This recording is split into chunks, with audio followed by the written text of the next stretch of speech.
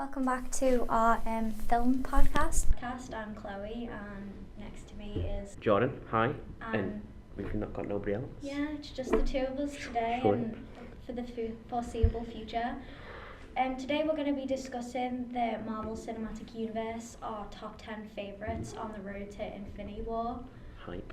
Yeah, it's just going to be focused on strictly Disney Marvel, not Fox Marvel, because like I said, it's the road to Infinity War. Yes. And these are our top 10 favourites. They might not be yours. It's very subjective. I imagine the two of us are going to have very different opinions, but it's films about superheroes doing superhero stuff.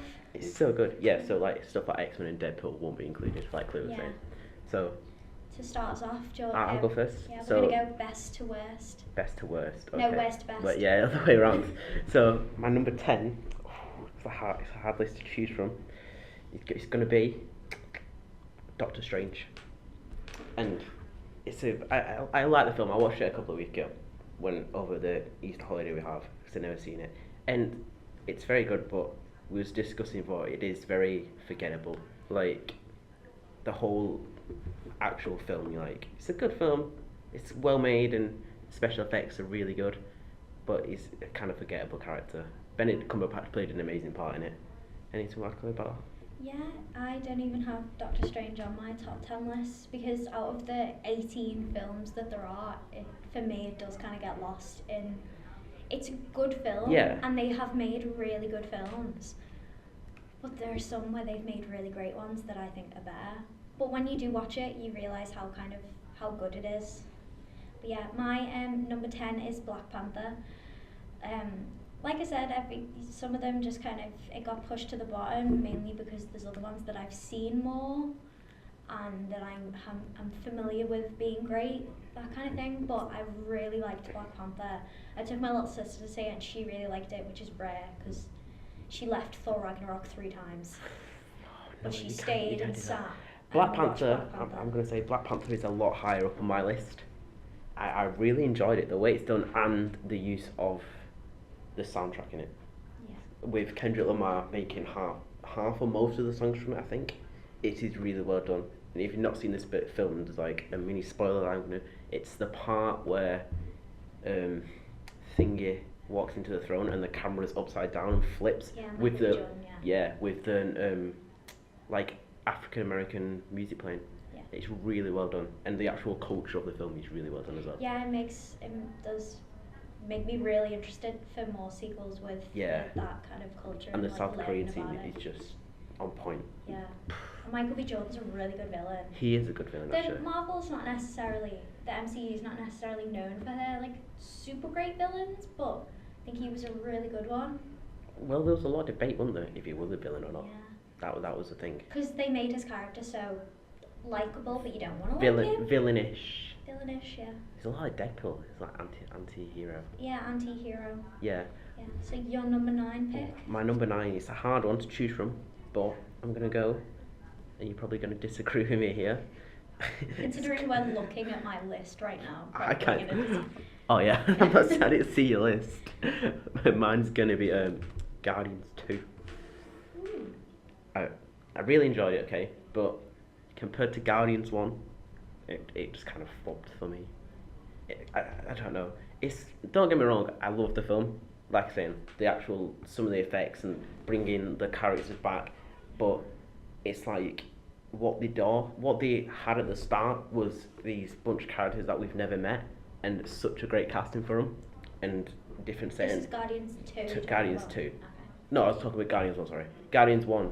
I'm talking about Guardians 2, where it's number 9. But Guardians 1 had like a great cast, and they kept the same cast, but like the setting where they meet in the prison in the first one. Yeah. This one is like, they looked at Guardians 1 and saw everything that was this is perfect. So like the 80s soundtrack and the actual I'm going to say banter that they had between them, and just scaled everything up to a 10 and was like, yeah, we'll just throw everything into it.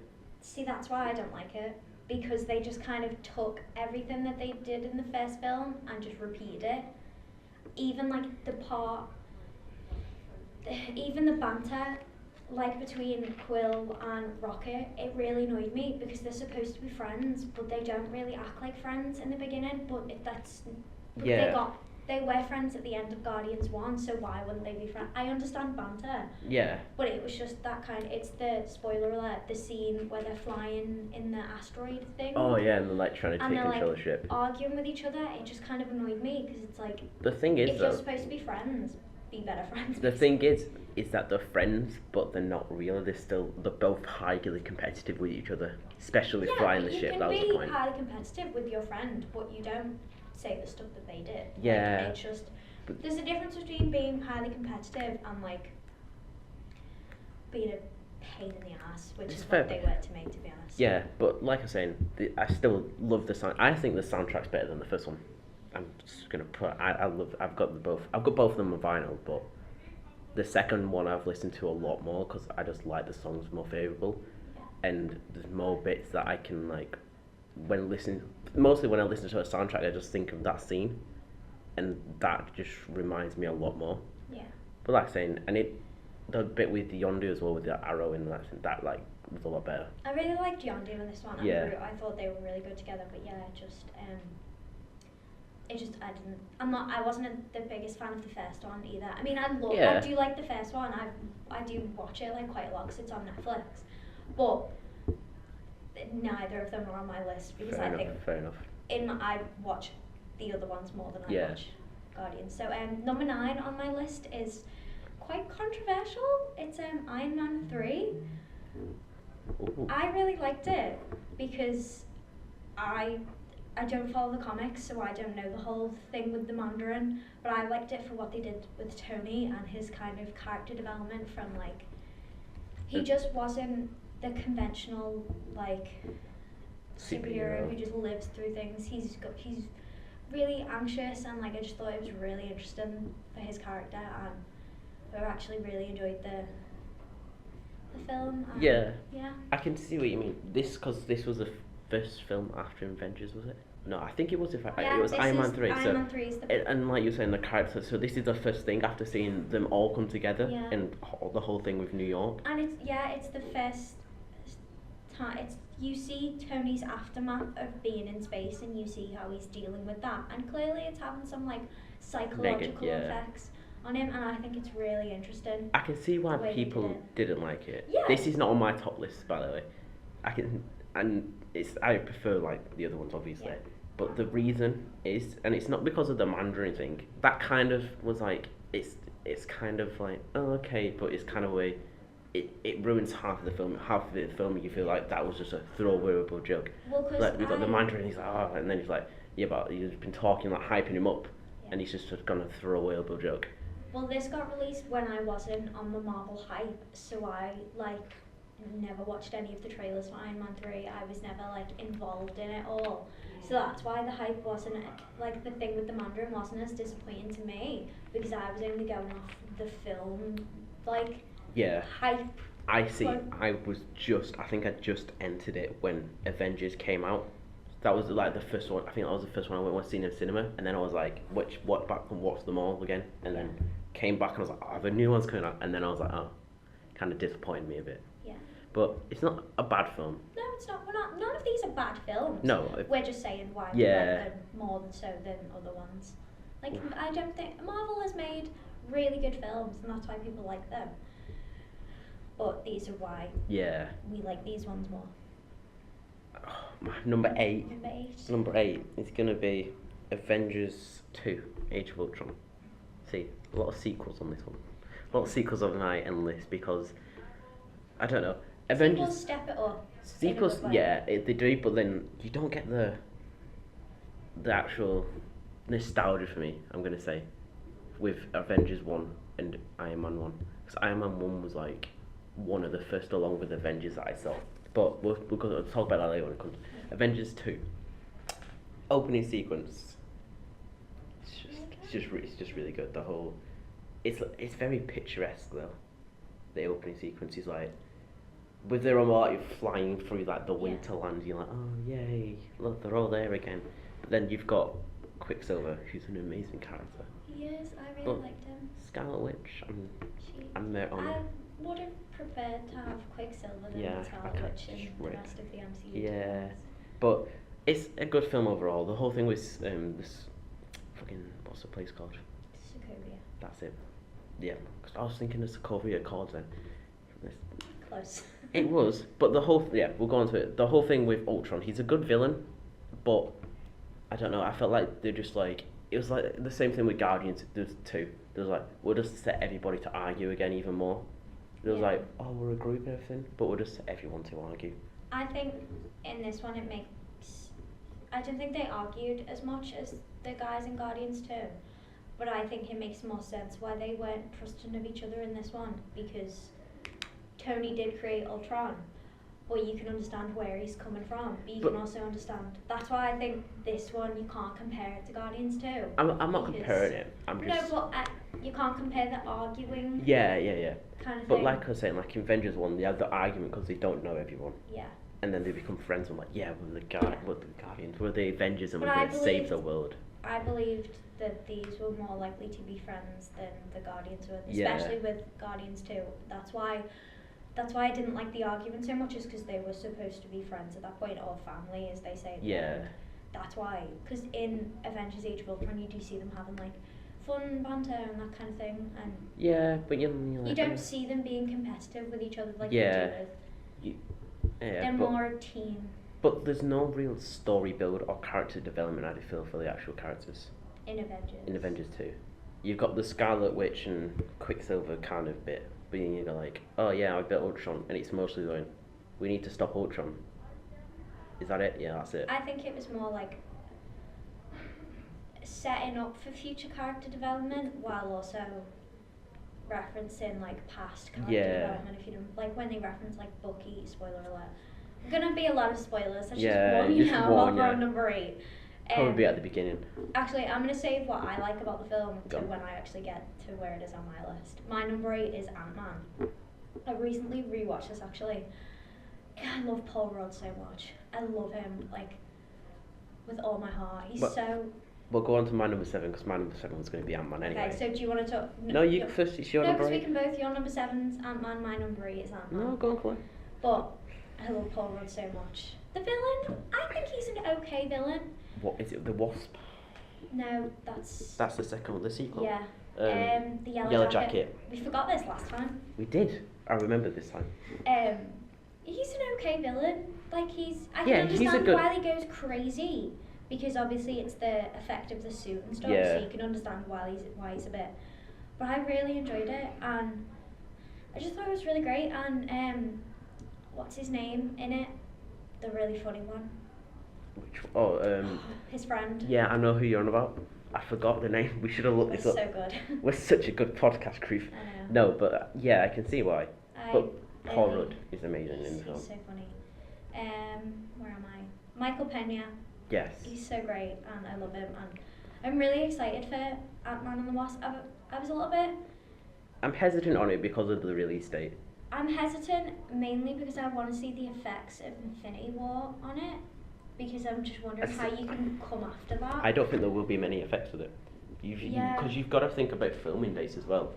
They would have filmed, like, don't forget, like, they've got the whole plan laid out so they know how they were going to film it, but I don't think we're going to see much side effects from Infinity War.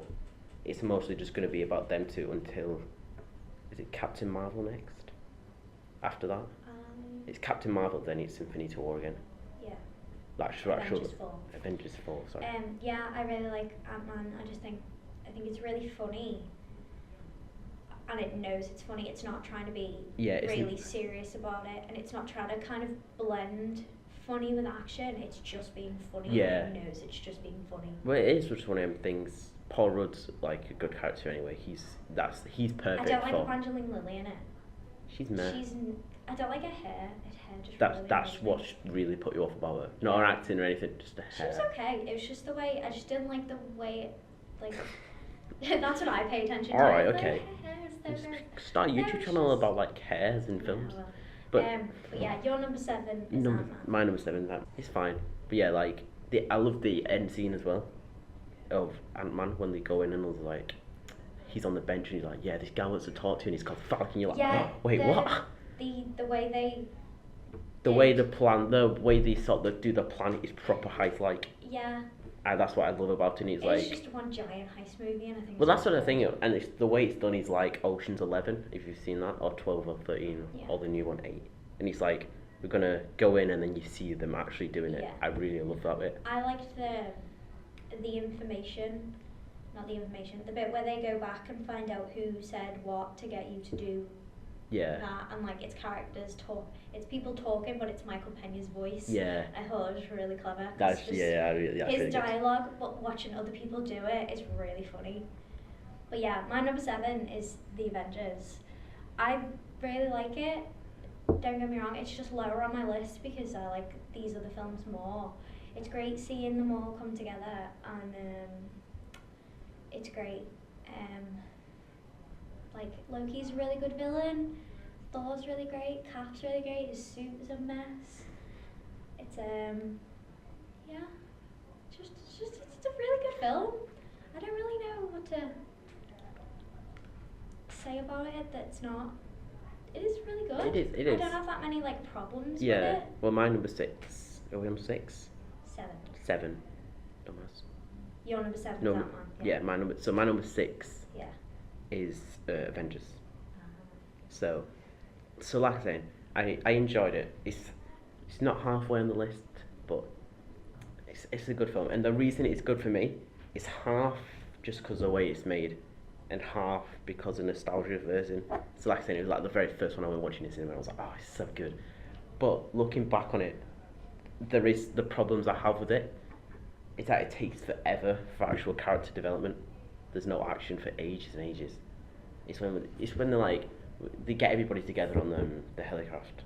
Or the, Oh yeah, and they're like, and they're all just talking to each other. I understand it's like character and like they're trying to work out what's going on, but then there's nothing until that actual Hawkeye blowing that bit up, and you're like, but it's just you could have cut like 20 minutes of that bit out. We didn't really need to know all of it. No, I think you do. You could have threaded it in more, but I feel like there was just the pacing was off for it compared to other things. It was mostly just talking. It does slow down. It slows down a lot. It's just not that it slows down loads. It's just because that end battle is like 45 minutes up long. Yeah, that's you don't think about that. I don't know that's how long it is. When it does slow down in that moment when they're on the helicarrier, you do kind of feel it. Yeah. So I understand. Compared to the actual battle film, you're like, oh my god, and then that's happened, and then he's just, oh my god. Yeah, that's because I think when you think back on it, and you realise how long that battle was, and then you realise how long the film is. You've told me it's 45 minutes. I didn't know that. I thought it was a lot shorter.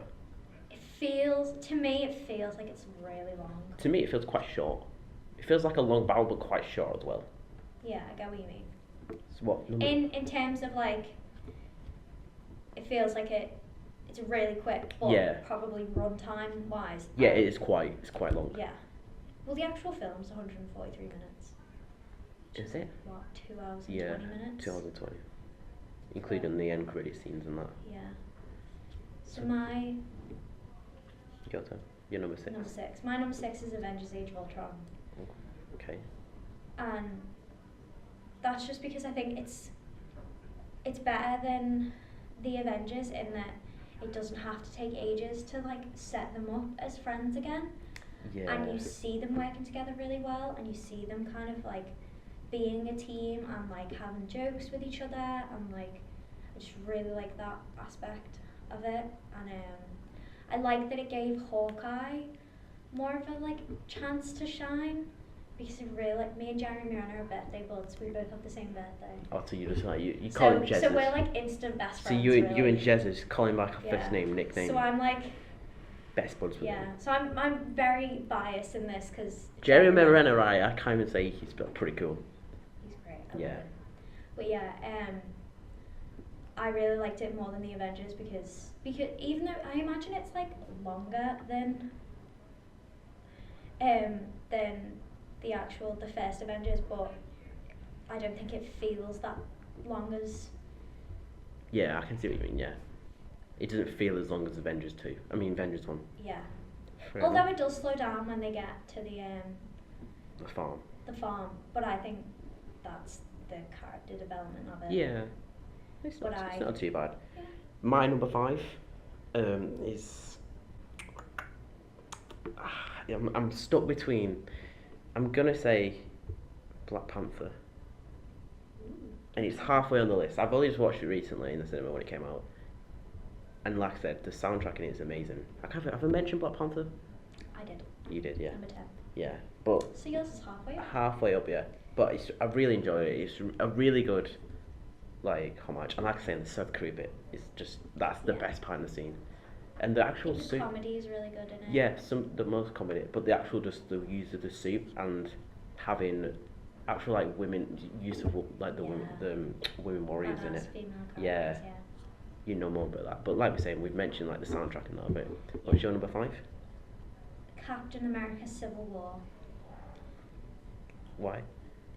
Because it's awesome. No. Because it's awesome. Because it's continuing that storyline between Cap and Bucky that I love so much. And like, it's not just an Avengers 3. Like, it's still about Cap, and it's still like really developing Bucky's character loads, and I really like it. The one bit I cannot stand, I cringe every time I watch it, is where he kisses Sharon Carter. It's the most forced. I feel like that kiss is on par with the forced, spoiler alert, kiss between, spoiler alert for The Last Jedi, between Finn and what's her face? Rose. Like that kiss that they do. Yeah, it's like weird. I feel like the kiss between Cap and Sharon is on par with that. Yeah, it is. But I just love like it's really great. It's just great. Yeah, it's my number 4, Civil War. Yeah, so your number 4. Why do you like it? I don't know. It's like you saying. It's the character actual. It's bringing Iron Man or Tony Stark and he doesn't overshadow it. yeah, and the use of actual characters been involved. Bringing use of new Spider-Man into it. The new costume you see with Tom Holland. That was so good. We'll get onto that. At But least yeah, slightly obsessed with Tom Holland. only slightly, yeah. But like the use of Tom Holland in the new Spider-Man, the actual the whole airport scene, that is so good. And the actual like picking sides. Black Panther, bringing Black Panther in. Black Panther into it, and the actual splitting her sides. It created when it came out. It created this whole thing Cap. of Team Cap or Team Yeah. Iron Man, and Chloe was Team Captain America. And, That's the thing though. and I was Iron Man, you know. So you know. Yeah, but I feel like although it does create the divide, you can really see both sides. Yeah, it's not that's just, the thing. It's not one side it's of you not like. being like, oh, because it's a Captain America film, you have to root for him. It's like, no, Cap's kind of being a bit of a dick right now, and so. Yeah, it has apologise for equal. my It language. has both equal points in it. Yeah. Like the Sokovia Accords that Tony wants to do, Yeah. you understand. And it but then- has. It's not just. and like, it does tear you, like you're like, but I want to do this, but some of my characters I like are on this, but then some of the points I also agree you are stuck in the side. And when the DVDs came out, they had 2 separate box sets. Yeah. I Yeah, have the Captain America. I was gonna get the limited Iron Man. edition I was slipcover. gonna have the Iron Man one, and then I found the thingy, the triple box set for Captain America for like £5 more. I was like, I've not got any of them, so you know. I have Cap in. But yeah, Civil War and the end scene as well. It's just it's so good. It is so good, and it sets up the like backlash throughout the rest of the MCU. Yeah, really. and I'm there. Like that's why I'm really interested in Civil War, is because I'm really interested in where they are as people right now. Like, because Steve isn't Captain America anymore. He's But nomad that's apparently, or that's like why. Steve, like you know what I mean. It's just Yeah. I think the Captain America films, more so than even the Avengers, like the effects of those films is it reverberate back in like all the other films more so than any of But them. that's why I'm excited in Infinity War to see how they're gonna do it, how they're gonna bring everybody back. Like where are they? I know at this point in Tony's time? got the phone and stuff, but that's it. So your number 4? My number 4 is Spider-Man: Homecoming. Oh, so good. Because I'm in love with Tom Holland. course. No, that's not the only reason. Yeah, of I course just not. think it's just so great to see this like Tobey Maguire doesn't look young. Andrew Garfield doesn't look young. Tom Holland looks like a 15, he's not that much, but like he 15, looks like 16, a high young schooler. high schooler, and like you just kind of, you can't help but be like, oh, this, like, he's just this little teen, like, he's trying to be an Avenger with these, like, 40-year-olds, like, he's so adorable, and I really like it, and I really like the Vulture. It's that scene, again, spoiler alert, in the car, when he's just being so, like, he's like, I bet you were glad your old pal Spider-Man's there, and you know he knows, and it's just so intense. The camera work is so insane, because it just, like, it, like, cuts on Michael Keaton's eyes, and then Tom Holland's face, and then, like, the mirror, and it's just, like, it's so intense, and you feel so cramped. Yeah. Like, as it, like, the camera gets, like, closer and closer in his eyes, you're like, oh my god, this is so intense. Well, I'll get onto that because it's further up my list. Apologies, but It's fine, it's fine. I really like it. Yeah. It's really fun, and I think I love Ned Leeds. I love him so much. He's so adorable. My number 3, coming up to the top 3 list now. Number 3. Have you done your number 4? Yeah. No, your number 3? My number 3, Iron Man. Really? Alright. Same. Same. No, we definitely didn't prepare this. No, we didn't. No, but the reason it's number 3 on my list, as like saying, it brings that back nostalgia for me. I mean, it's the first one I watched, and Tony Stark and Robert Downey Jr. Yeah, but playing Tony Stark is such a perfect role for him, and it's brought back his career a lot. Yeah. Because he wasn't in really much until. It was Tropic Thunder and Iron Man that like brought. That his, like, brought it up a lot, but the actual role, and this was the first film made. Yeah, it was for the MCU, and this is what brought a lot of attention. Like Incredible was after, but we don't really mention that. It's really not part of it, you know. No. But yeah, it does bring, and it's like the use of Jarvis and like building of the suit, and it's the way they show you building of it. It's like part by part, and when he first puts it together, and you see like each part like clicking in, it's so good. It is so. And when he's test flying and flies into the wall.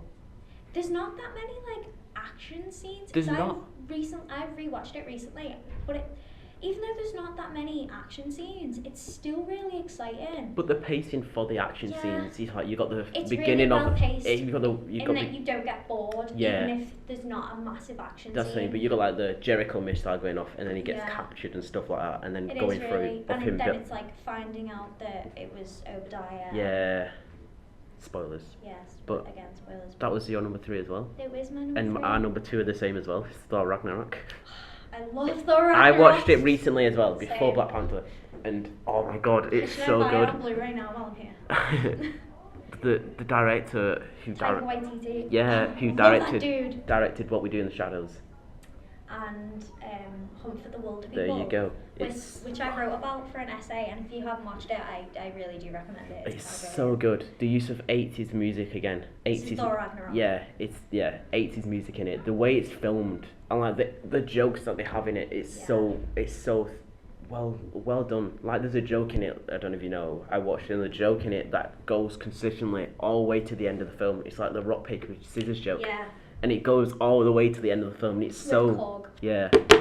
And Korg actually being in it as well is so good. Yeah. One thing that I was talking with a friend about though is how Thor Ragnarok is very different, and I could understand why people wouldn't have it as high on like their favourite lists. Yeah, it's very out there. Because it is so different. It's like really bright, which is like it sounds insignificant, but when you compare it to like Avengers Age of Ultron, which is really like, it's very blue, cool tone colour, really like dark. And then you have Thor Ragnarok, which is like greens everywhere, bright colours, blues and pinks. It's very like, they are very different. But I think that's what I love about it so much, is that it is really different. And it is really fun. And it does something with Loki's character. Yeah, it that does. I think none of the other ones have really done, is that he's always been likable. Like he's a trickster. He's kind of. Yeah. But in this, he's so lovable. Yeah. He's so funny, and he's just really like. Again, it sets up Infinity War though as well. Yeah. With the Tesseract, when he sees it, he's like, oh, do I take it? Do I not? We all know it's in the trailer. It's in the trailer, but yeah. But it's such a good film. Recommend it. Again, I was talking with a friend, and she was saying how she felt that Loki was kind of used as a punchline at times. Yeah. Which I can see where she was coming from, but one thing that you really have to look out for in Thor Ragnarok is the subtle moments with him. and like the subtle like looks, and like just because Tom Hiddleston is so great as Loki. Yeah. If he dies in Infinity War, like True. I'm gonna die too. Let's be honest. Ooh, Right, do and tell. oh, I don't know. It's I was like saying, I've watched the other ones and the okay, like the very first one. Who made the first one? Sorry. Sam Raimi? That's it. They are good. It introduces Spider-Man, but he's not young. He's like 20s, 30s, and you're like, I can see why, but Yeah, he's supposed to be young, but he's yeah, not I can young. see why. And the Tobey Maguire ones are just I don't like. He's like, because in the first one he's like, yeah. Sam Raimi directed the Tobey Maguire. All right, well, yeah, but Just basically Andrew Garfield, yeah, Tobey Maguire. Do Andrew, not look yeah, young. not that Not even to hate with on them. Andrew Garfield as well. Sorry, that one I just hate the most because he's like, yeah, I'm dead cool, right, and I can skateboard and I can do all this, and I'm gonna get the girl, and I'm just sick. And Spider-Man's not about that. People are like this nerdy kid who's like, Yeah, which maybe. they tried to do for the other films, but like It kind of you didn't never work. felt Tom Holland's Spider-Man just does something It different. just yeah, and the whole like Because he can be nerdy and he can be smart. the whole beginning where it links Civil War with the whole like vlog that he does, bringing it to like a Yeah. millennial kind of version is so good. Like Yeah. the whole vlog, and he's like wearing his like old awful suit with the goggles you bring back. He's just really excited and you feel Yeah, that excitement. and it's the way it's paced and the action and like the balance he has between like the all different characters, especially with like Tony Stark and like on the boat, and when he goes in he's like, I was getting the door, we're not at the hugging stage yet, and you're like, Yeah. oh. And like how Tony Stark isn't a big thing in it, he doesn't overshadow it. Yeah, he doesn't. That's what I was worried about. But Chloe's number 1. Captain America with the Winter Soldier. Apologies. Captain America the Winter Soldier is my number 1 pick.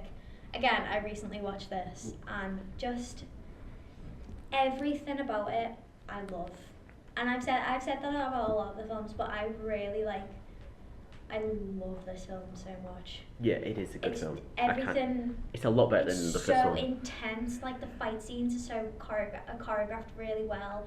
It's nice seeing, because this is the first time seeing Cap really like on his own in the like, really like interacting with kind of technology, if you get what I mean. Like when he's writing down like things to watch, and then with Captain America the Winter Soldier, it's really great, it's really intense, the fight scenes are really interesting. I loved Bucky's character, and yeah, Bucky's character is really seeing him, and I love that Cap has a friend now with Sam and stuff like that. And I'm rushing this because we're about to get moved out of this room, but everything about Captain America I think really works. And like I said, with Civil War, what happens in that kind of reverberates back into it does, and affects a lot of the other films, and I think that's what the Cap films do the best in like the whole MCU really. But yeah, that was our top 10, so I hope you guys enjoyed it, and we'll be hopefully doing more again one of these. Yeah, let us know your top 10 possibly, and a film of the day or the week that you'd like to recommend, Jordan. Oh, film Spider-Man Homecoming. I'm going to go with that. Yours? A Quiet Place, which I saw recently, and I'd recommend it. There we go. So I hope you guys enjoy, and don't forget to check out lately and like and subscribe and stuff like that. Bye. Thanks for watching.